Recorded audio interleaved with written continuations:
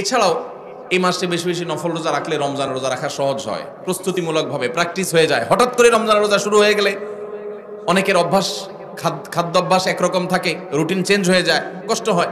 তো এই মাস থেকে কিছু কিছু রোজা রাখলে রমজান রোজা রাখাটা আপনার জন্য সহজ হবে। আমার নবীজি সাল্লাল্লাহু আলাইহি সাল্লাম এই মাসে বেশি বেশি নফল রোজা রাখতেন। আমি বেশি বেশি না পারলেও অন্তত কম কম হলেও রাখবো ইনশাআল্লাহ। একটাও রাখবেন না এই মাসে, শুধু রমজান আসলে রাখবেন ইনশাআল্লাহ। শাবানে একটাও যারা রাখবেন না নিয়ত করছেন তারা হাত তোলেন। নাই? ওয়াজ মনোযোগ দিয়ে শুনছে, বোঝা গেছে, ধরা পড়ে নাই তো। চালাক মানুষ নরসিংদীর, মাশাআল্লাহ। আমি তো ভাবছি হুদায় দুই চারজন হাত তুলে ফেলবে, কারণ ওয়াজ মাহফিলের একটা রোগ হলো বুঝাও হাত তোলে, না বুঝাও হাত তোলে। আরেক রোগ হলো এইটা, বুঝাও ঠিক বলে, না বুঝাও ঠিক বলে। এইটাও ঠিক, দেখছেন নি? এইটাও বলে ঠিক। আপনারা কি বুঝে ঠিক বলবেন না না বুঝে ঠিক বলবেন? যতক্ষণ থাকবেন মনোযোগ দিয়ে শুনবেন, আগে থেকে নিয়ত করবেন যা শুনবো সেটা বাড়ি নিয়ে যাব, আমল করব, বউ বাচ্চা মা বোন অন্য সবার সাথে শেয়ার করব, চেষ্টা করা যাবে না ইনশাআল্লাহ? তাহলে এই যে শাবান মাসের নফল রোজা, এটা আমাদের সমাজের থেকে অনেক সময় অনেকটা হারিয়ে গেছে। খুব একটা রাখে না মানুষ, ওই শবে বরাতে রাখে কেউ কেউ, আর কোনো রোজা রাখার খোঁজ খবর নেই। অথচ এই মাসেই নফল রোজা বেশি বেশি রাখা দরকার। আমরা আজকে জানলাম, আমল করব। দ্বীনের ইলম যে জেনেছে সে ঠেকেছে, যে জানে নাই সে ঠকেছে। যে জেনেছে সে ঠেকে গেছে, মানে জেনে গেছে, এখন আমল না করলে তো মাইর হবে, জানি আমল করলে না কেন? তাহলে বলবেন না জানাই তো ভালো ছিল। যে জানে নাই সে ঠকে গেছে, সে কপাল পোড়া, একটা সুযোগ হাতছাড়া হয়ে গেছে। আর যে জেনে গেছে সে ঠেকায় পড়ছে, জানছে যেহেতু, এখন তাকে কি করবে? আমল করতে হবে। আমল করলে কি আমাদের লাভ না আল্লাহর লাভ? আল্লাহর কোনো ঠেকা আছে? আমরা হলাম পোলাপানের মতো। পোলাপান দেখবেন মায়েরা খাবারের বাটি নিয়ে নিয়ে পিছনে পিছনে ঘুরে, বাবা খা খা। বাবা জিকির করতে করতে বেচারের মুখ দিয়ে ফেনা উঠে যায়, ঘুরতে ঘুরতে শেষ, ছেলে খাবে না, উল্টা ঝাড়ি মারে। ভাবখানা এমন, খাইলে মায়ের স্বাস্থ্য ভালো হবে। আসলে কি তাই? মা বাবা আদর করেন, স্নেহ করেন সন্তানদেরকে, সেজন্য কষ্ট করে হলেও সন্তানকে ভালো জিনিসটা খাওয়াতে চেষ্টা করেন। যদিও আমাদের মায়েদের এই চেষ্টাটা আরো বেশি প্রশংসনীয় হবে যদি মায়েরা যতটা চেষ্টা করেন বাচ্চাকে খাওয়ানোর জন্য, এর চেয়ে বেশি চেষ্টা যদি করতেন হালাল খাবার দিচ্ছেন কিনা সেই বিষয়ে মনোযোগ দিতে, তাহলে এই সন্তান শুধু সন্তান হতো না, এটা ফেরেশতা হতো। এই সন্তান বাবা মার সবচেয়ে বাধ্যগত সন্তান হতো, এই সন্তান নয়ন জোড়ানোর মতো সন্তান হতো। এখন আমাদের ঘরে ঘরে কুলাঙ্গার সন্তান ভরে গেছে। বেশিরভাগ ফ্যামিলিতে বাবা মার চক্ষু শীতলকারী সন্তান নাই। আজকে একটা বিশ্ববিদ্যালয়ের সাবেক ভিসি, তিনি আজকে বলছিলেন যে আমার বাবা আমাদেরকে ছোটবেলায় যখন খেলতে বের হতাম, স্কুল কলেজে পড়ার সময় বলতেন মাগরিবের আগে আগে বাসায় আসবা, এবং আমরাও সেটা আমল করতাম। এসে মাগরিবের নামাজ পড়তাম, পড়ে পড়ালেখা করতে বসতাম। আমার ছেলেকে আমি একই কথা বলছি, আমার মনে আছে আমার বাবা কি বলেছেন আর আমি কি রিঅ্যাক্ট করেছি আমি জানি। এখন ছেলেকে বললাম একই কথা, বাবা মাগরিবের আগে বাসায় আসতে হবে। ছেলে আমাকে জবাবে বলছে, কেন বাবা, কেন মাগরিব পর আসতে হবে, ওয়াই? আমার বন্ধু বান্ধব সবাই তো মাগরিব পর পর্যন্ত খেলে, কই কারো বাসা থেকে তো এত চাপ দেয় না, তুমি এত জোরাজুরি করো কেন? তো আমি তার কথা শুনে বললাম, আপনার বাবা, ওই ভদ্রলোককে বললাম, আপনার বাবা আপনাকে এত বেশি খাবার নিয়ে পিছনে পিছনে দৌড়াইতে পারে নাই, আপনি আপনার ছেলে পিছনে যতটা দৌড়াইছেন। উনি বলেন সঠিক। আমি বললাম, আপনার বাবা আপনাকে প্রতিবেলা এত মাছ গোশ খাওয়াইতে পারে নাই, আপনি আপনার ছেলেকে যত বেশি মাছ গোশ খাওয়াইতে পারছেন। আপনি একটা বিশ্ববিদ্যালয়ের ভাইস চ্যান্সেলর মানুষ, আপনি আপনার ফিনান্সিয়াল ক্যাপাসিটি খুব বেশি হওয়ার কারণে ছেলেকে শহরে রেখে যত তুলতুলে জীবন দিতে পেরেছেন, আপনার বাবা আপনাকে এতটা সুখ দিতে পারেন নাই। কিন্তু আপনার বাবার আপনি অনুগত সন্তান ছিলেন, বাবার চোখ জুড়িয়েছেন, নয়ন জুড়িয়েছেন, অন্তরকে শীতল করেছেন, আর আপনার সন্তানটা কিন্তু আপনার অন্তরকে শীতল করতে পারে নাই। প্রবলেমটা কোথায়? আমরা যারা আমাদের বয়সী যারা আছেন এখানে, বা আরো যারা সিনিয়র মুরব্বীরা আছেন এখানে 45, 50 বা আরো উপরে, আমাদের অনেকের বাবা মা 3 বেলা ভালো করে খাবার দেওয়া আমাদের জন্য আমাদেরকে, তাদের জন্য কষ্টকর ছিল। কিন্তু এরপরেও আমরা বাবা মার প্রতি এতটা অনুগত, বাবা মাকে আমরা অনেক ফিল করি, অনেক মিস করি, বেঁচে থাকলেও ফিল করি, আর মরে গেলে আরো বেশি মিস করি, ফিল করি। কিন্তু এখনকার যে আমাদের সন্তানরা, এই সন্তানরা আমাদের বাবা মা আমাদের জন্য যতটা করতে পেরেছেন, এদের জন্য আমরা এর 3 গুণ করার পরও তারা আমাদের বাবা মার প্রতি আমরা যতটা অনুগত, আজকালের সন্তানরা আমাদের প্রতি ততটা অনুগত না। কারণটা কি ভাইরা আমার? সবই তো দিয়েছি, সবই দিয়েছি। আমার বাবা মা যা দিতে পেরেছে আমি তার চেয়ে বেশি দিয়েছি। তাহলে কৃতজ্ঞতা আদায় করতে গিয়েও তো অন্তত আমি আমার বাবার মধ্যে যতটা অনুগত, সন্তান আরো বেশি অনুগত হওয়ার কথা ছিল, কিন্তু হচ্ছে না। এর কারণ কি? এর কারণ বিশ্লেষণ করা অনেক লম্বা আলোচনার ব্যাপার। একক কোনো কারণ এখানে বলা কঠিন, অনেকগুলো কারণ রয়েছে। এর ভিতরে একটা কারণ হলো আমাদের এই সমাজ ব্যবস্থা, এটা পশ্চিমা সংস্কৃতি দ্বারায় এত বেশি প্রভাবিত হয়ে গেছে যে আমাদের সন্তানরা এখন তারা এদেশীয় সংস্কৃতি, এদেশের মানুষের কৃষ্টি, কালচার, সভ্যতা, এদেশের মানুষের তাহজিব, তামাদ্দুন এবং অ্যাজ এ মুসলিম ইসলামের যে কৃষ্টি কালচার, সেই জায়গা থেকে অনেক দূরে সরে গেছে। আমাদের তরুণদের একটা বড় অংশ তারা বিপদগামিতার দিকে চলে গেছে।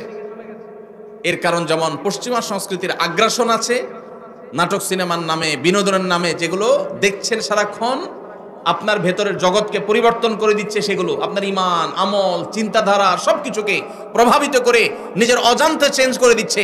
আপনি মুসলমান থাকছেন নামে আর খোলসে, ভেতর থেকে আপনাকে পরিবর্তন করছে, আপনি টেরও পাচ্ছেন না। আপনার সন্তানকে আপনি শিক্ষা দিচ্ছেন, স্কুল, কলেজে, ইউনিভার্সিটিতে শিক্ষা নিতে গেছে যে সন্তান, সেখান থেকে শিক্ষার উপরে ভর করে পশ্চিমার যে সংস্কৃতি আসছে সেটাও সে ধারণ করেছে, শিক্ষিত হচ্ছে, পাশাপাশি সে পশ্চিমা ধ্যান ধারণা বিশ্বাসী হচ্ছে। এর ফলশ্রুতিতে ইসলামের যে ট্র্যাক, ইসলামের যে সুমহান শিক্ষা, সেই শিক্ষা থেকে বঞ্চিত হয়ে ধ্বংস হয়ে যাচ্ছে। এর অনেক কারণের ভিতরে একটা কারণ হলো সন্তানকে আপনি সেইভাবে হালাল খাবার খাওয়াতে পারতেছেন না আপনার বাবা মা যেটা আপনাকে খাওয়াতে পেরেছে। আপনার বাবা মা অনেক কষ্ট করে অল্প খাওয়াইছেন, কিন্তু হালাল খাওয়াইছেন, তার বরকত ছেলের মধ্যে আপনি পাইছেন। আপনি আপনার ছেলে মেয়েকে যা খাওয়াচ্ছেন বুকে হাত দিয়ে বলতে পারবেন না যে টনটন করে বাঁচবে, এতটা হালাল এবং পিওর যেটা আপনার বাবার সম্পদের মধ্যে ছিল, সেটা যদি আপনার সন্তানের মধ্যে আপনি করতে পারেন, ইনশাআল্লাহ এই যুগেও আপনার সন্তান সবচেয়ে সভ্য, ভদ্র এবং মাথা নিচু করে বিনম্রতার সাথে আপনাকে শ্রদ্ধা নিবেদন করবে। এজন্য সন্তান খাইলো কি খাইলো না এটার জন্য যতটা মরিয়া মায়েরা, এর চেয়ে বেশি মরিয়া হবেন সন্তানের পেটে হালাল ঢুকছে নাকি হারাম ঢুকছে বিষয়টা নিয়ে। আল্লাহ আমাদেরকে সেই তৌফিক দান করুন। ভাইরা আমার, তাহলে আমরা শাবানের নফল রোজার কথা বলছিলাম। এই নফল রোজাগুলো আমরা বেশি বেশি করে নিজেরা রাখবো, অন্যদেরকে রাখতে উৎসাহিত করব, অন্যদের মধ্যে প্রচার করব, জানাজানি করব। আগামী বছর আমাদের কাছে বলার দরকার নাই, আমি হয়তো মাহফিল আগামী বছর আসবো না, বাঁচবো না, হয়তো মাহফিল আদৌ হইল না, কিন্তু আল্লাহর কাছে যেন এটা বলার মতো থাকে। এই মাহফিল থেকে যাওয়ার সময় নিয়ত করে যাবো ইনশাল্লাহ আমলটা করব, ঠিক আছে না ইনশাল্লাহ? আল্লাহ আমাদের সবাইকে আমলের তৌফিক দান করুন। তো এই যে মা বাবার সন্তানের কথাটা যেখান থেকে আসলো, সেটা হলো আমরা শাবান মাসে বেশি বেশি রোজা রাখলে লাভ কি আমাদের না আল্লাহর? আল্লাহ কোরআনে বারবার আমাদের নেকামল করতে বলছেন, নবীরা বারবার আমাদেরকে সতর্ক করছেন। এটা দেখে কোন জাহেল মানুষের মনে চিন্তা আসতে পারে যে ব্যাপার কি, আমরা আমল না করলে আল্লাহর কি? ভাইরা আমার, এটা হলো শিশু সুলভ চিন্তা।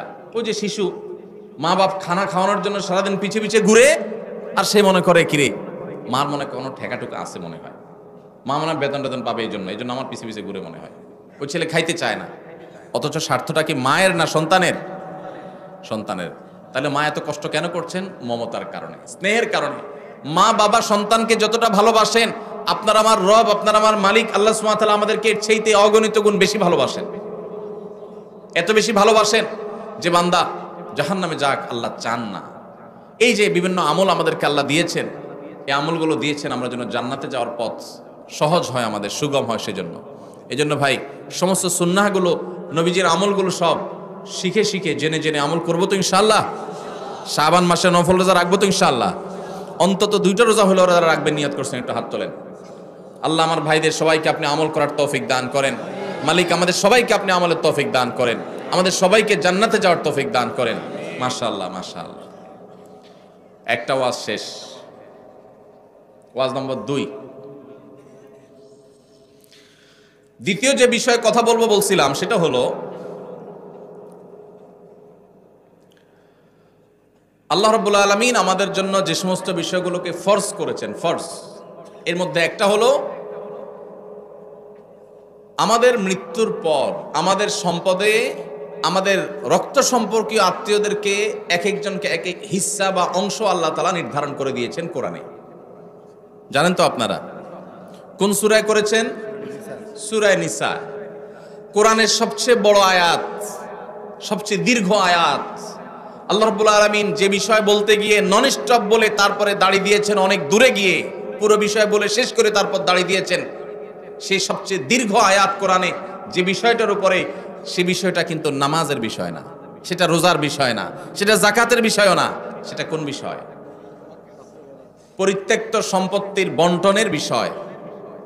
মা বাবা, স্বামী স্ত্রী, ভাই বোন, কারণ মৃত্যুর পর তার সম্পদে কার কি হক আছে, কে কতটুকু পাবে, এ বিষয়ে আল্লাহ তাআলা বর্ণনা করেছেন। বর্ণনা করে আল্লাহ তাআলা বলেছেন, ফরিদাতাম মিনাল্লাহ, তোমাদের রেখে যাওয়া সম্পদে কার কতটুকু ভাগ আছে না আছে, এই সব বন্টন আল্লাহ তাআলা করে দিয়েছেন। কে করে দিয়েছেন? আল্লাহ বলেছেন ফরিদাতুম মিনাল্লাহ, এটা আল্লাহর বন্টন, আল্লাহর নির্ধারণ, আল্লাহর পক্ষ থেকে এটা ফিক্সড করা হয়েছে। আমরা কেউ মনে করতে পারি আল্লাহ বলেছেন অমুকরে এতটুকু দিতে, সে তো আমার কোনো কাজে আসে না, আমার তো বরং তমুক বেশ কাজে আসে, তাহলে তারা একটু বাড়াই দিতে চাই আমি। মানে আল্লাহ যেভাবে দিতে বলেছেন, আমার যুক্তি বুদ্ধি দিয়ে আমি সেটাকে পরিবর্তন করতে চাই, এই যে একটা প্রচেষ্টা আমাদের অনেকের মধ্যে আছে, আল্লাহ রাব্বুল আলামিন সেই সম্পর্কে বলেছেন, আবাউকুম ওয়া আবনাউকুম লা তাদরুনা আইয়ুহুম আকরাবু লাকুম নাফআ, তোমাদের বাপ দাদা, তোমাদের সন্তান সন্ততি, এর ভিতরে কে তোমাদের বেশি কাজে আসবে, বেশি উপকারে আসবে, তোমরা কেউই জানো না। আল্লাহ যা নির্ধারণ করে দিয়েছেন সেটা অনুযায়ী বন্টন করো, তোমার বিবেক বুদ্ধি প্রসূত বন্টন করতে যাবে না, আল্লাহ নির্ধারণ অনুযায়ী দাও, তোমার বুঝে আসুক আর না আসুক। এই ফরজ। বহু দাড়ি পাকা মুরব্বী আছেন, বহু সিজদা করতে করতে কপালে দাগ ফেলে দেওয়া মানুষ আছেন, বহু নিয়মিত তাসবিহ তেলাওয়াত করা নফল আমল করা মানুষ আছেন, বহু নফল রোজা ফরজ রোজা রাখা মানুষ আছেন, বহু দান সাদকা করা মানুষ আছেন, বহু হজ ওমরা নিয়মিত করা মানুষ আছেন, যারা এই ফরজ আদায়ে গাফিলতি করেন, উদাসীনতা এবং অবহেলা করেন, এবং তারা এই কারণে আল্লাহর খাতায় ফাসিক নাম তাদের উঠে গেছে। দুনিয়ার মানুষ তাদেরকে হাজী সাহেব বলে, গাজী সাহেব বলে, শেখ সাহেব বলে, মাওলানা সাহেব বলে, মুফতি সাহেব বলে, সভাপতি সাহেব বলে, সেক্রেটারি সাহেব বলে, অথচ এই সাহেব আল্লাহর খাতায় ফাসিক। কারণ সে তার বাবার সম্পদে, তার দাদার সম্পদে আল্লাহ তাআলা যাকে যতটুকু হিস্সা দিতে বলেছেন সেটাকে পাই পাই করে আল্লাহর নির্দেশ অনুযায়ী বন্টন করে নাই, সে নিজের খেয়াল খুশি মতো বন্টন করেছে, খেয়াল খুশি মতো ভাগ করেছে, খেয়াল খুশি মতো দখল করে নিয়েছে। আল্লাহর নির্ধারণের এই ফরজের সে মূল্য দেয় নাই। এই কারণে এই সমাজের বহু দাড়ি পাকা মানুষ জাহান্নামে যাবে। ভাইরা আমার, আমরা অনেকেই আছি থোক 10-20-50 হাজার টাকা মাহফিলে দিতে পারি, অনেকেই আছি মসজিদ মাদ্রাসা 20-50 হাজার টাকা দান করতে আমাদের কোনো আপত্তি নাই। আপত্তি কোন জায়গায়? আপত্তি হলো আমার বাবা দুনিয়া থেকে চলে গেছেন, এখন বাবা যা রেখে গেছেন জমি জমা স্থাবর অস্থাবর সম্পদ, ব্যাংক ব্যালেন্স, টাকা পয়সা যা যা আছে, এগুলো থেকে ভাগ করে কাকে দিতে হবে? আমার ওই বোনটাকে দিতে হবে, ভাইটাকে দিতে হবে, সবাইকে যার যারটা দিতে হবে। এটা দিতে আমাদের খুব কলিজা লাগে, আছে না নাই? দান করতে তার কোনো অসুবিধা নেই, কারণ দান তো 20-50 হাজার করতেছে, কিন্তু বাবার সম্পদটা দিতে কার্পণ্য করে, গড়িমসি করে, আছে না নাই? এই সমাজে যদি আপনি এ ক্লাসের মুসলমান দেখতে চান, খাঁটি মুসলমান যদি দেখতে চান, আসল মুসলমান যদি দেখতে চান, যেই মুসলমান শুধু সহজ আমল করে না, কঠিন আমলগুলোকে বুক চিতিয়ে বুক উঁচু করে করতে চায়, সেই মানুষগুলো হলেন তারা যারা বাবা মায়ের সম্পদে বা নিজেদের রক্ত সম্পর্কীয় আত্মীয় স্বজনদের সম্পদে যার যতটুকু হিস্সা আছে, কোরআন আল্লাহ তাআলা যতটুকু যাকে দিতে বলেছেন তাকে হিসেব করে পাই পাই করে ততটুকু দেয়, বিন্দু মাত্র বেশ কম করে না। এই মানুষগুলো হলো এই সমাজের সবচেয়ে ক্রিম মুসলমান, সবচেয়ে এলিট, সবচেয়ে এ ক্লাসের, আপার ক্লাসের মুসলমান। আপনারা আপার ক্লাসের মুসলমান হওয়ার চেষ্টা করবেন ইনশাআল্লাহ। মুরব্বীরা যারা আছেন, বাবাজিরা ভালো আছে যারা আছেন, আপনাদের বলছি, সন্তানদেরকে ওসিয়ত করে যাবেন, ইসলাম নিয়ে এসে সেখানে লিখবেন রীতিমতো যে আমি মারা গেলে আমার সম্পদে কোরআন হাদিস যেভাবে বলেছে তোমরা ভাই বোনরা ঠিক সেভাবে পাই পাই করে হিসাব করে ওইভাবে বন্টন করবা, খবরদার এর কম বেশ করবা না। এটা ওসিয়ত করে যাবেন সন্তানদেরকে। এরপরে যদি কোনো সন্তান কিছু সম্পদ মেরে দেয়, ভাই বোনদের বঞ্চিত করে, কিছু থোক দিয়া লামসাম কিছু দিয়া তাদের কাছ থেকে দায় মুক্তির চেষ্টা করে, তাহলে ওই সন্তান দায়ী হবে। আর আপনি যদি জানেন আপনার মারা যাওয়ার পরে সন্তানরা এরকম সম্পদ নিয়ে তসরুফ করবে, 2 নম্বরই করবে, আর আপনি চুপচাপ চলে যান, তাদেরকে সতর্ক না করেন, তাহলে আপনিও আল্লাহর কাঠগড়ার আসামি হবেন। আর অনেক মুরব্বীরা আছেন যারা আপনাদের বোনদের সম্পদের হক দেন নাই, বাবার সম্পদ থেকে নিজেরা পাইছেন, বোনদেরকে দেন নাই, বোনদের সাথে চিটারি করছেন। কিভাবে চিটারি বলবো আমি? বাবার মৃত্যুর পর বোনরে দাওয়াত দিছেন, ভাগিনাদেরকে দাওয়াত দিছেন, দুলাভাইয়ের দাওয়াত দিছেন, আইনা ধুমসে একটা খাওন দিছেন, খাওয়ায়া নতুন নতুন বাজার থেকে শাড়ি টাড়ি আনছেন, আইনা বোনদেরকে শাড়ি, ভাগিনাদের কাপড় চোপড়, দুলাভাইয়ের লুঙ্গি, যার যা মনে চাইছে দিছেন, ধুমসে খাওয়ায় টাওয়ায় এখন আলাপ উঠাইছেন।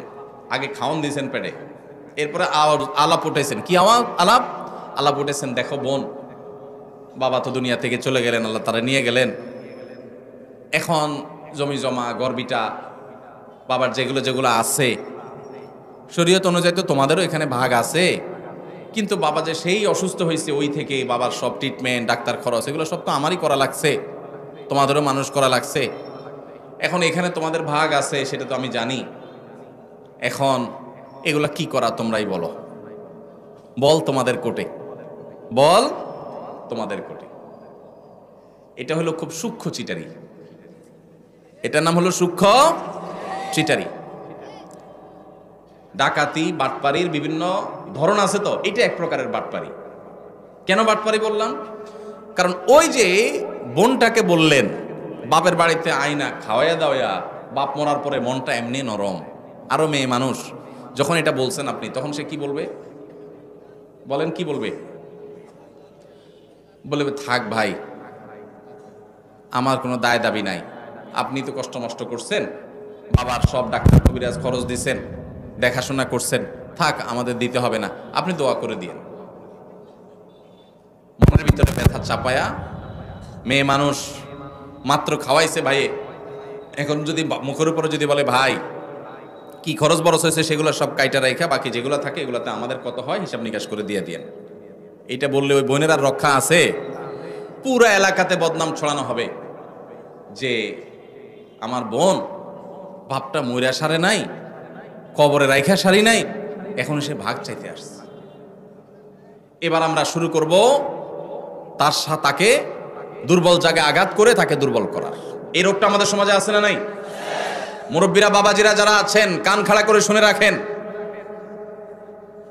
লম্বা দাড়ি নিয়া, তসবি তালিল নিয়া, নামাজ রোজা নিয়া ওয়াজ শুনতে শুনতে কানটা ঝালাফালা করে গেছেন, 2 পয়সার কোনো লাভ হবে না। যদি বোনদের হক মেরে থাকেন, কিয়ামতের ময়দানে এই বোন দেখবেন দাঁড়ায় গেছে, 1 চুল পরিমাণ ছাড় হবে না। যত আমল করেছেন সব দিয়ে জাহান্নামে যেতে হবে যদি বোনদের হক মেরে থাকেন। এই জন্য বাবারা এই চিটারি করা যাবে না, ভাইয়েরা এই চিটারি করা যাবে না। যেসব ভাইয়েরা বাবা মার মৃত্যুর পর বোনদের হক দেন নাই, অনেকে মায়ের হক দেয় না, মায়েরও হক আছে। আপনার বাবা মারা গেছেন, আপনার মা তার স্বামীর সম্পদে তার হক আছে না নাই? কয়জন সন্তান বলতে পারবেন যে আমার বাবা মারা গেছে, মাকে হিসাব করে দিয়ে দিছি? কয়জন বলতে পারবেন? এক ভাই হাত তুলছেন। আর আছেন যে মাকে হিসাব করে দিয়েছেন? আরেক ভাই হাত তুলছেন মাশাআল্লাহ, আরেক ভাই হাত তুলছেন, 2-4 জন হাত তুলছেন মাশাআল্লাহ। বেশিরভাগ মানুষ হাত তোলেন নাই। অনেকের হয়তো বাবা আল্লাহ তাআলা বাঁচায় রাখছেন, আরো বাঁচায় রাখুক আমরা দোয়া করি। কিন্তু যদি দুনিয়া থেকে চলে যায় তাহলে ওলামা ইকরামের কাছ থেকে মাসআলা জেনে কোরআন যাকে যতটুকু দিয়েছে তাকে ততটুকু দিবেন তো ইনশাআল্লাহ? কারা কারা দিবেন? হাত তোলেন, হাত তোলেন, পাক্কা নিয়ত করে হাত তোলেন, আন্দাজে হাত তুলবেন না। সম্পদের লোভ করব না, বলেন সম্পদের লোভ। আল্লাহর দেওয়া বন্টন অনুযায়ী পাই পাই করে সবাইকে বুঝাই দেব ইনশাআল্লাহ। আল্লাহ আমাদের সব ভাইকে তৌফিক দান করুন। ভাই বরকতের মালিক কে? বরকত দেওয়ার মালিক কে? আল্লাহ। যদি বরকতের মালিক এটা বিশ্বাস করেন তাহলে আপনার বাবার সম্পদে, মায়ের সম্পদে, ভাইয়ের সম্পদে, বোনের সম্পদে, আপনাদের পরস্পরের সম্পদে তার মৃত্যুর পর যার যতটুকু পাওনা আছে, আল্লাহ বলছে তাকে 1/3 দাও, আল্লাহ বলছে তাকে 50% দাও, আল্লাহ বলছেন কাকে এতটুকু দাও, আরেকজনকে এতটুকু দাও, যাকে যতটুকু দিতে বলেছেন তাকে ততটুকু যদি দিয়ে যান, আপনি ফকির হয়ে যাবেন, অভাবী হয়ে যাবেন, আপনার সব শেষ হয়ে যাবে। এটা কোনো মুসলমানের বিশ্বাস হতে আল্লাহর নির্দেশ অনুযায়ী যার যতটুকু পাওনা যদি আমি দিয়ে দেই, আল্লাহ তাআলা আমাকে বরকত দিবেন না দিবেন না? আর আল্লাহ যখন বরকত দেন তখন অল্পতে অনেক হয়ে যায়, আর আল্লাহ যখন বরকত দেন না তখন পাহাড় পরিমাণ সম্পদ থাকলে মানুষ অভাবী আর ভিখারি থাকে। ভাইরা আমার, আল্লাহ সম্পদও দিয়ে দেয়, আবার ক্যান্সারও দিয়ে দেয়, দেয় না? দেয় না? বরকত এবং কল্যাণ ভিন্ন জিনিস। এজন্য যুবক ভাইরা যারা আছেন তাদেরকে বলবো, নিয়ত করে নেন, ছোট লোকই করবেন না, নিচু চিন্তা করবেন না। যেসব ভাইরা মনে করেন যে বাবার জন্য আমি তো অনেক খরচ করছি, তাহলে আমি সব সম্পদ রেখে দিব, জি না। বাবার জন্য খরচ করা আপনার নৈতিক দায়িত্ব। আপনার যদি টাকা থাকে তার ট্রিটমেন্ট খরচ দাঁড়ানো আপনার দায়িত্ব। এর মানে এই না যে বাবার সম্পদ থেকে আপনি সেটা কাটাকাটি করবেন। হ্যাঁ, যদি এমন থাকে যে বাবার সম্পদ ক্যাশ টাকা আছে, সেটা ট্রিটমেন্ট করা যায়, তাহলে সেটা দিয়ে আপনি বাবার ট্রিটমেন্ট করেন, কোনো অসুবিধা নাই। বাবার যদি না থাকে আর আপনার থাকে, সন্তান হিসেবে আপনার উপরে ফরজ বাবার ভরণ পোষণ দেওয়া। অতএব সেটার জন্য ভিটা মাটি এগুলো সব রেখে দিবেন, এটা করা যাবে না। প্রয়োজনে সেগুলা জমি জমা বিক্রি করে বাবার ট্রিটমেন্ট করবেন। এরপরে যেটা ঠিকবে সেটা বন্টন করবেন। বোনরা নিতে না চাইলেও জোর করে দিবেন, দিবেন তো ইনশাআল্লাহ। ফুফুদের হক, বোনদের হক, ভাইদের হক পাই পাই করে দিবেন। অনেক বড় ভাই আছে, চান্স পাইলে ছোট ভাইদের ল্যাং মারে ছেড়ে দেয়, নিজেরা সব দখল করে নেয়, আছে না নাই? আল্লাহকে ভয় করেন। এই ফরজটা অবহেলিত ফরজ, নামাজের ফরজ অনেকে আদায় করেন। আমার কাছে নালিশ আসে, অনেক ফ্যামিলির বিভিন্ন ভাইরা নালিশ নিয়ে আসেন, ভাইয়ে হক মেরে দিস, যে হক মারছে তার দাড়ি মাশাআল্লাহ একেবারে পেট পর্যন্ত চলে আসছে, কিন্তু হক মারতে তার বুকও কাঁপে নাই। এইরকম 2 নম্বর দাড়িওয়ালা মানুষ আছে না নাই? এই 2 নম্বর দাড়ি আল্লাহর কাছে অ্যাকসেপ্ট হবে। এখন আবার নতুন এক শয়তানি শুরু হয়েছে, সেটা হলো আল্লাহ রাব্বুল আলামিন বাবা মায়ের সম্পদে ছেলেদেরকে মেয়েদের দ্বিগুণ সম্পদ দিতে বলেছেন, ভাগ দিতে বলেছেন। মেয়েরা যদি টোটাল সম্পদের 10 টাকা পায় একজন মেয়ে, তাহলে একজন ছেলে পায় 20 টাকা।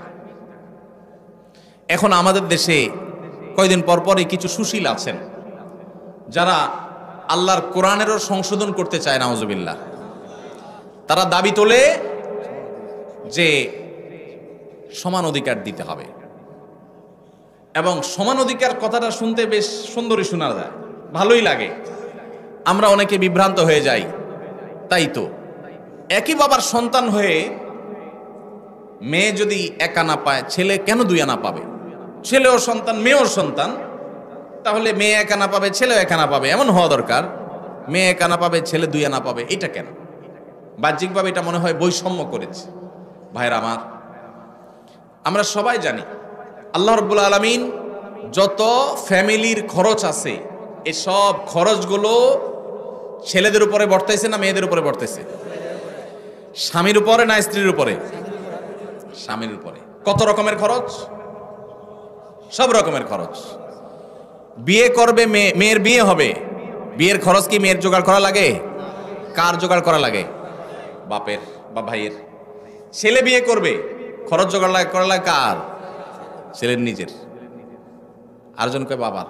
আপনার বাবা আপনার খরচ দিছে? কপালালা মানুষ, তাহলে ভালো বাপ পাইছেন আপনি। ভাইরা আমার, বিয়ের খরচ কে দেয়? ছেলেদের নিজেরা। বিয়ে করার সময় টাকা পয়সা জোগাড় করে বাজার সদাই করে বিয়ে শাদী করলো। শ্বশুরবাড়ি যাওয়ার সময় নতুন বউরে নিয়ে যখন শ্বশুরবাড়িতে যাচ্ছে, মিষ্টি মন্ডা কেনার পর বিলটা কি বউয়ে দেওয়া লাগে না জামাই দেওয়া লাগে? তাহলে শ্বশুরবাড়ি মিষ্টির খরচও সে দিল। আবার শ্বশুরবাড়ি বেড়া টেড়ায় যখন বাপের বাড়ি আসতেছে, এখন বাপের বাড়িতে আসার সময় আবার ফলমূল যা কিনছে টিনছে এগুলোর বিল কে দেওয়া লাগে? ছেলে।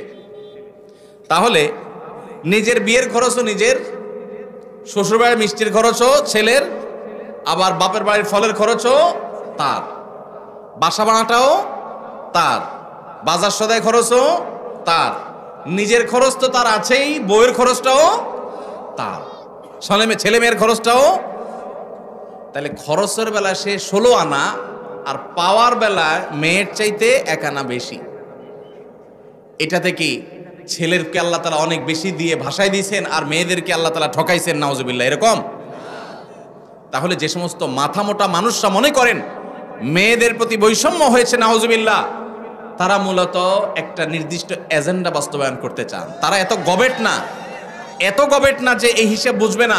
খরচের বেলা ছেলে 16 আনা, আপনি একজনকে বাজারে পাঠায় বলছেন নাও 10 টাকা দিলাম, এটা আনবা ওইটা আনবা ওইটা আনবা, 4-5টা আইটেম বলে দিলেন, দিয়া বললেন 10 টাকা দিলাম। আরেকজনকে 5 টাকা দিয়ে বললেন তোমার কিছু আনা লাগবে না, যা খুশি করো, নিজে খাও, ফুর্তি করো। কি বলেন? 10 টাকা আলাকে বেশি দিছে না 5 টাকা আলাকে বেশি দিছে?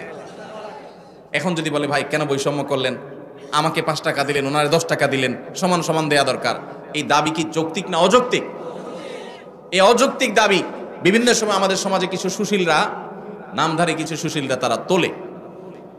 এরা কেন তোলে? আমি যদি বলছিলাম একটা দুর্বিসন্ধি আছে। সেই দুর্বিসন্ধিটা কি? আমাদের এই সাবকন্টিনেন্টে মুসলমান তো মুসলমান, আমাদের হিন্দু ভাইরা, খ্রিস্টান ভাইরা, বৌদ্ধ ভাইরা, এই অঞ্চলের সব ধর্মের মানুষদের একটা কমন কালচার আছে। সেটা কি? সেটা হলো পুরুষরা তারা বাহিরের জগৎটা দেখভাল করে, টাকা পয়সা কামাই করা, রুজি রোজগার করা, যা লাগে সব বাহিরের সব দেখে, বাজার সদে সব দেখে। আর ভেতরের সাইডটা কে দেখে? মহিলারা দেখে। এটা হলো আমাদের সাবকন্টিনেন্টের ধর্মীয় এবং আমাদের সামাজিক কালচার। এবং এটা আমাদের কালচার বললে ভুল হবে, এটা মানব সভ্যতার শুরু থেকে চলে আসা একটা কালচার। পৃথিবীর অমুসলিম প্রধান দেশগুলো, বিশেষ করে পশ্চিম অঞ্চল, তারা এই কালচারটাকে পরিবর্তন করে ফেলেছে। তাদের সমাজে কি হয়? বাসা ভাড়া নিলে অর্ধেক খরচ জামাইয়া দেয় আর অর্ধেক খরচ বইয়ে দেয়। জানেন তো আপনারা? বাজার সদায় সবকিছু 50% ভাগযোগ করে দেয়। এখন এই যে মেয়েদেরকে সমান অধিকার দেওয়ার নাম করে বাবার সম্পদে ছেলেদের সমান দিতে যারা দাবি করছেন, তারা মূলত চান আমাদের এই সমাজটাও পশ্চিমা সমাজের মতো হয়ে যাক, অর্থাৎ মেয়েরা পাওয়ার বেলায় তারা অর্ধেক পাবে, ছেলের মতো সমান সমান পাবে, খরচের ক্ষেত্রেও তারা সমান সমান শেয়ার করবে। এই দিক থেকে তারা মনে করে যে বৈষম্য দূর হবে, সাম্য প্রতিষ্ঠা হবে। মূলত যেটা আসলে হবে, পশ্চিমাদের যেটা হয়েছে সেটা হলো এই পরিবার ব্যবস্থাপনাটা ভেঙে চুরমার হয়ে যাবে। এমনিতেই স্বামী স্ত্রীর মধ্যে সম্পর্ক দিন দিন যায় অবস্থা। এরপরে যদি বলেন যে বউরে বলেন ঠিক আছে বাসা ভাড়া তুমি অর্ধেক দাও, ছেলেদের খরচ অর্ধেক দাও, সবকিছু অর্ধেক দাও, তাহলে এবার কামড়া কামড়ি নিজেদের মধ্যে অশান্তির পরিমাণ বাড়বে না কমবে? এর প্রমাণ হলো পশ্চিমে যদি আপনি তাকান দেখবেন সেসব দেশগুলোতে বৈবাহিক সম্পর্ক এটা সোনার হরিণ হয়ে গেছে। স্বামী স্ত্রী বলতে যে একটা সুখের সংসার, এটা তাদের কাছে সোনার হরিণ হয়ে গেছে। পরিবার ব্যবস্থা ভেঙে ধ্বংস হয়ে গেছে। এখন সেটাকে এদেশে যারা আমদানি করতে চায় তারা এদেশের মানুষের শত্রু। এই শয়তানের দোসরেরা আল্লাহর বিধান থেকে, কোরআন থেকে আমাদেরকে সরাতে চায়। আমাদের সংবিধানে, আমাদের আইনে কোরআনের তো অন্য কোনো কিছু নাই। যা ছিটে ফোটা দুই একটা আছে, সেগুলো খাঁজে বাজে থাকা কণাগুলোকে ধুয়ে পরিষ্কার করার জন্য যখন যারা সরকারে আসে তাদের ঘাড়ে সওয়ার হওয়া এই পশ্চিমাদের দোসরেরা, তারা এই দেশে থাকে, এই দেশে খায়, দালালি করে পশ্চিমাদের। এদের ষড়যন্ত্রের ব্যাপারে আমাদের সতর্ক থাকতে হবে, সাবধান থাকতে হবে। আমাদের অবশ্যই বোনরা, মেয়েরা নানাভাবে নিগৃহীত, তাদের সপক্ষে আমাদের কথা বলতে হবে। কিন্তু তার জন্য আল্লাহর আইন, আল্লাহর বিধানকে পরিবর্তন করার কোনো প্রয়োজন নাই। তাহলে কি করতে হবে? দেখুন, আমাদের সমাজে এটা ঠিক যে অনেক স্বামীরা নিজেরা ইনকাম করে বলে স্ত্রীদের খোঁটা দেয়, কথার তলে রাখে, কথা শোনাতে থাকে, কষ্ট দেয়, এবং কথায় কথায় তাদেরকে এই যে উপায় উপার্জন করে, টাকা পয়সা নিয়ে আসে, বাজার সদাই করে, এগুলা তুলনা দেয়। এই যে ছোট লোকিগুলো পুরুষরা করে, সেগুলো বন্ধ করতে হবে। সেগুলো বন্ধ করার জন্য মেয়েদেরকেও আপনি বের করে দিবেন, চাকরি করাবেন, অথবা তাদেরকে সম্পদের ভাগ দিবেন, তাতে বন্ধ হয়ে যাবে। এটা আমরা সঠিক মনে করি না। তাহলে কি করতে হবে? তাহলে নারীদের প্রতি নিগ্রহের রাস্তাগুলো বন্ধ করতে হবে। শরীয়ত যতটুকু দিতে বলেছে ততটুকু যদি নারীকে দেওয়া হয়, নারী কখনো স্বামীর উপরে শতভাগ ডিপেন্ডেন্ট হবে না। স্বামী জুলুম করলেও তার জুলুম স্বীকার করতে, জুলুম মেনে নিতে বাধ্য হবে না, যদি স্বামী মহরটা ঠিক মতো দেয়, বাবার সম্পদের পাওনাটা ঠিক মতো পায়, মায়ের সম্পদের পাওনাটা ঠিক মতো পায়, সব জায়গা থেকে তাদের যে পাওনা আছে এই পাওনাটা যদি তারা ঠিক মতো পায়, তাহলে তাদের প্রতি নিষ্পেষণ জুলুমের রাস্তা বন্ধ হয়ে যাবে। আল্লাহ রাব্বুল আলামিন মেয়েকে মহরের মাধ্যমে স্বামী থেকে পাওয়ার রাস্তা রেখেছেন। আবার স্বামী মারা গেলে সেই সম্পদ থেকে ভাগ পায়, ছেলে মারা গেলে সেখান থেকে, ছেলে মেয়ে মারা গেলে সেখান থেকে পায়, আবার বাবার সম্পদ থেকে পায়, মায়ের সম্পদ থেকে পায়, সব জায়গা থেকে পায়। খরচের বেলা তাকে একেবারে জিরো রেখেছে। এটা মেয়েদের প্রতি বৈষম্য না, এটা মেয়েদের প্রতি বরং ইহসান। আজকের এই বস্তা পচা সস্তা চিন্তাধারা যারা লালন করছে, তারা সমতার কথা বলে, ইসলাম সমতার কথা বলে না। তাহলে কিসের কথা বলে? ইসলাম ন্যায্যতার কথা বলে। কিসের কথা বলে? সমতা এক জিনিস, ন্যায্যতা আরেক জিনিস। সব সময় সমতা ইনসাফ প্রতিষ্ঠা করে না, কিন্তু ন্যায্যতা সব সময় ইনসাফ প্রতিষ্ঠা করে। কিভাবে? ছোট ছোট কয়েকটা উদাহরণ নেন। আপনার একটা ছেলে আছে, একটা মেয়ে আছে। ছেলেটার বয়স মনে করেন 15, মেয়েটার বয়স ধরেন 12। ছেলেটার জ্বর হয়েছে 103, ডাক্তার বলছে নাপা খাওয়াইতে, বাজার থেকে এক পাতা নাপা কিনে আনছেন, আইনা ভাত টাত খাওয়াইয়া ছেলেকে নাপা খাইতে দিচ্ছেন, ছেলে নাপা খাইছে। এখন মেয়ের কিন্তু জ্বর টর কিচ্ছু নেই, হঠাৎ করে আপনার মাথায় ভূত চাপলো, আমাদেরকে তো সমতা প্রতিষ্ঠা করতে হবে। তাহলে আমার সন্তান, ছেলেও আমার সন্তান, মেয়েও আমার সন্তান, একটারে নাপা খাওয়াইলাম আরেকটাকে খাওয়াইলাম না, এটা তো জুলুম হইল। এই জন্য মেয়েরে বলছেন হা কর, হা কর, হা করাই আপনার সুস্থ সবল মেয়েটারে আপনি নাপা খাওয়াই দিলেন। সমতা এখানে হয়েছে না হয় নাই? কি হয় নাই? ওয়াজ কি বুঝে শুনে কথা বলেন না, না বুঝে জবাব দেন। সমতা হয়েছে না হয় নাই ভাই? সমতা হয় নাই? ছেলের একটা নাপা খাওয়াইছে, মেয়ের একটা নাপা খাওয়াইছে, সমতা হয়েছে না? কিন্তু ইনসাফ কি হইল? ইনসাফ কি হইল? জুলুম হয় নাই? সুস্থ মানুষকে নাপা খাওয়ায় কিডনি নষ্ট করার কাম হয় নাই? ভাইরা আমার, ইসলাম সমতার কথা বলে না। সমতা বললে শুনতে খুব মুখরোচক শোনা যায়, সব জায়গায় সমতা হলে ভালো হয় না। ন্যায্যতাটা সবসময় ভালো হয়। আল্লাহ ন্যায্য দিতে বলেছেন, ন্যায্য যার যতটুকু দরকার। একটা ছেলে 20 বছর বয়স, আরেকটা 10 বছর। ঈদ আসতেছে, রমজানে মার্কেটে যা কেনাকাটা করলে আমল নষ্ট হবে, এই জন্য আগে ভাগে ঈদের জামা কিনতে গেছেন। এখন যা জামা কিনে ফেলছেন, একটা পাঞ্জাবি, 2টা পাঞ্জাবি কিনছেন। যেহেতু আপনার মাথায় ভূত ঢুকছে, ওই যে পশ্চিমের ভূত, যে সমতা প্রতিষ্ঠা করতে হবে, সমান অধিকার দিতে হবে, সেজন্য কি করছেন?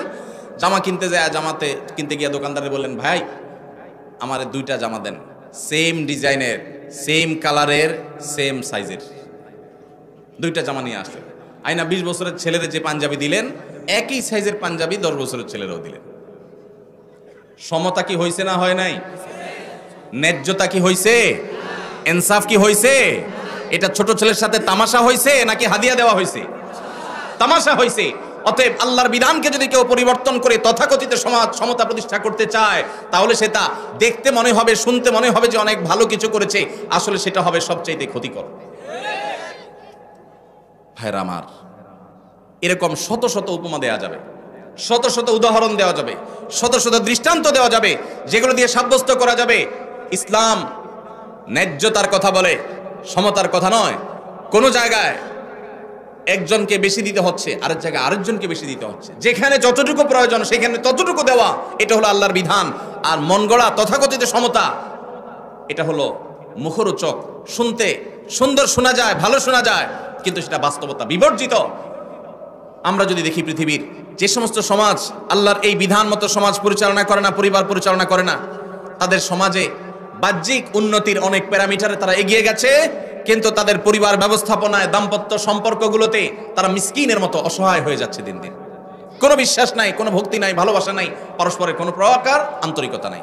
আল্লাহ তাআলা আমাদের সবাইকে আল্লাহর এই গুরুত্বপূর্ণ ফরজ বিধান, কারণ মৃত্যুর পর তার সম্পদে আল্লাহ কোরআনে যাকে যতটুকু দিতে বলেছেন, আল্লাহ আমাদের সবাইকে তাকে ততটুকু দেওয়ার তৌফিক দান করুন। এর জন্য মানসিক সৎসাহস লাগে, সৎসাহস লাগে। এই দেশে মেয়েদেরকে আল্লাহ যতটুকু দিতে বলেছেন, যদি সব ভাইয়েরা বোনদেরকে দিয়ে দেয়, বাবারা মেয়েদেরকে দিয়ে দেয়, সন্তানরা মায়েদেরকে দিয়ে দেয়, স্বামীরা স্ত্রীদেরকে যদি ততটুকু দিয়ে দেয়, তাহলে মেয়েরা এমনিতেই রানীর মতো সিংহাসনে ভাসবে, মেয়েদের কোনো অভাব থাকবে না, কোনো স্বামী টাকার খোঁটা তাদেরকে দিতে পারবে না। আপনি নিজে বোনের হক দেন নাই, স্বামীর সংসারে তার মুখটা ছোট। আপনি নিজে আপনার মেয়েকে বিয়ে দিয়েছেন, অনেক টাকা খরচ হয়েছে, এই খোঁটা দিয়া সম্পদ থেকে তাকে বঞ্চিত করে দিয়েছেন, সে স্বামীর সংসারে ছোট। সব জায়গা থেকে যদি তার অধিকারগুলো সব দেওয়া হয়, তাহলে সেই সংসারে সে ছোট থাকবে না, তার হাতেও ক্যাশ টাকা থাকবে ইনশাআল্লাহ। অতএব এই ফরজটা আমরা সবাই আদায় করবো তো ইনশাআল্লাহ। আল্লাহ আমাদের সবাইকে ফরজ আদায়ের তৌফিক দান।